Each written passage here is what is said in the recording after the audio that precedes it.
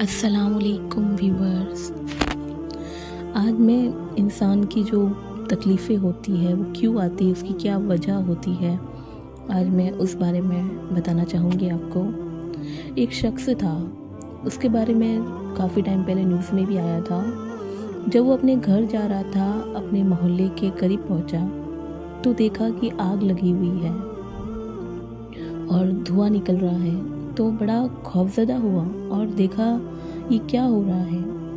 वो जैसे जैसे अपने घर के करीब जाता रहा, उसने देखा कि उसकी गली के अंदर ही आग लगी हुई है। तो जब वो गली में आया तो दिल ही दिल में वो दुआ कर रहा था कि मेरे घर में आग ना लगी हो, काश।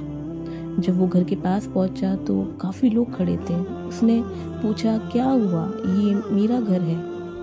तो पुलिस वाले ने उसको हॉस्पिटल लेकर गया और वहाँ जाकर ये न्यूज़ सुनाई कि तुम्हारे घर में आग लगी थी, जिसमें तुम्हारी बीवी, बच्चे और माँ तीनों का इंतकाल हो गया। इमेजिन कीजिए कि इस शख्स पर क्या गुजरी होगी जब उसने ये न्यूज़ सुनी होगी। प्यारे नबी करीम सल्लल्लाहु अलैहि वसल्लम फरमाते हैं कि जिसने जानबूझ के असर की नमाज छोड़ी, उसके लिए ये भी कम है।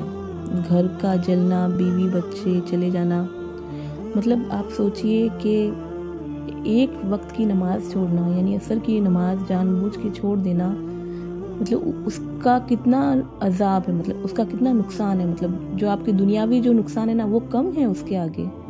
तो आप सोच सकते हैं कि एक नमाज छोड़ने का कितना नुकसान होता है। मतलब जो असर का नमाज छोड़ता है उसके लिए सब कुछ खो देना भी कीमती नहीं है जितनी असर की नमाज इम्पोर्टेंट है। अगर उस शख्स की जगह हम होते तो हम पर क्या गुजरती, हम क्या सोच सकते हैं, हम सोच भी नहीं सकते। लेकिन असर की नमाज छोड़ना हम इजीली सोच सकते हैं, चाहे वो कोई भी टाइम की नमाज हो। प्यारे नबी ने फरमाया, जिसने जानबूझकर असर की नमाज छोड़ी, उसने अपने पिछले सारे आमाल बर्बाद कर दिए, चाहे वो कितने भी नेक अमाल हो, चाहे उसने हज करा हो या किसी के साथ में नेकी करी हो, कुछ भी करा हो, उसने अपने सारे ही अमाल बर्बाद कर दिए।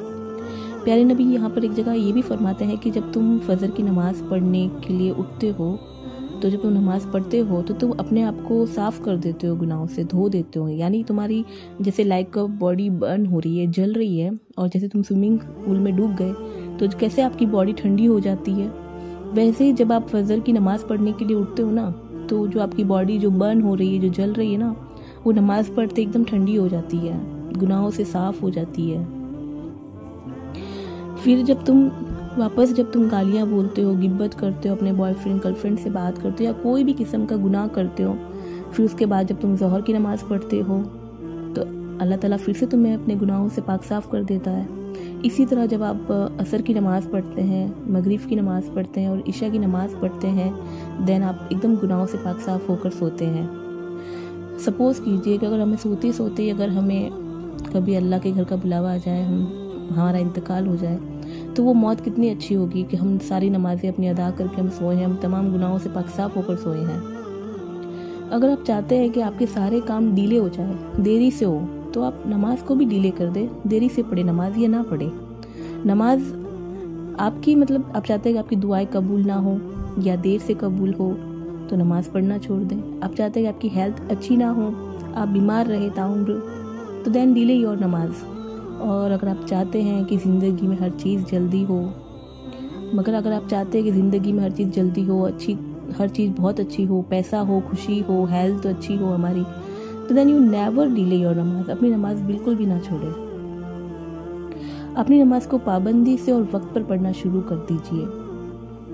मैं हैरान होती हूँ मतलब कभी कभी कि मतलब हर मुसलमान को ये सोच कर कि हर मुसलमान को यकीन है कि अल्लाह है, क़यामत बरहक है, और जो मतलब एक दिन मुसलमान को मरना है, मतलब जिसको ये यकीन है कि एक दिन जाना है मुझको यहाँ से, कब्र हक है, कुरान हक है, प्यारे नबी हक है, फिर भी मुसलमान नमाज नहीं पढ़ता, तो इससे ज़्यादा बुरा इंसान कोई नहीं है। फिर मतलब तमाम हकीकत अल्लाह ताला ने खोल कर आपके सामने बयां कर दी है, फिर भी हम बहुत ईजीली अपनी नमाज़ें छोड़ देते हैं, तो इससे ज़्यादा बुरा इंसान और क्या होगा। और कई उलमाओं ने तो ये भी कहा है कि जो मुसलमान नमाज नहीं पढ़ता वो काफिर है, तो मतलब काफिर तक का दर्जा दे दिया गया है जो नमाज नहीं पढ़ता।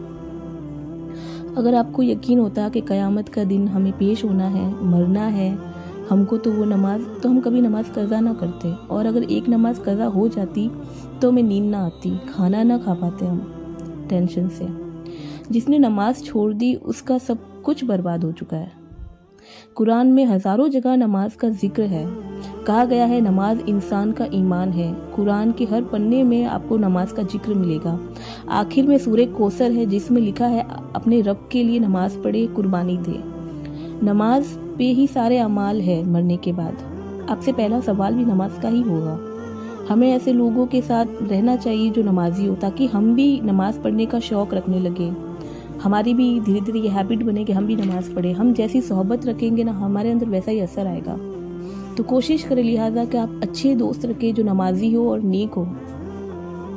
शैतान आपको बार बार बहकाता है नमाज छोड़ दे, बाद में पढ़ लेना, और हम उसकी बात में बहुत इजीली चलने भी लग जाते हैं। एक के बाद एक सारी नमाजें हम छोड़ देते हैं और हम गुनाहों में लगे रहते हैं। मरने के बाद जब हमसे जब सवाल जवाब होंगे तो हम शैतान को ब्लेम करेंगे। तो वो बोलेगा कि मैं तो सिर्फ तुम लोगों को आइडिया देता था, अमल तो तुम करते थे। बहुत सारे लोग ऐसे हैं जो ये सोचते हैं कि हम कल से नमाज़ पढ़ेंगे इंशाअल्लाह, लेकिन 8 या 10 बजे उठते हैं, फिर सोचते हैं कि फजर की नमाज हमारी कज़ा हो गई। फिर वो लोग सोचते हैं कि ज़ोहर की पढ़ेंगे, लेकिन अपने काम में बिज़ी हो जाते हैं, नमाज को भूल जाते हैं। फिर वो लोग सोचते हैं कि चलो इतनी सारी नमाज़ें तो कज़ा हो गई, कल से पक्का हम 5 वक्त की नमाज़ पढ़ेंगे।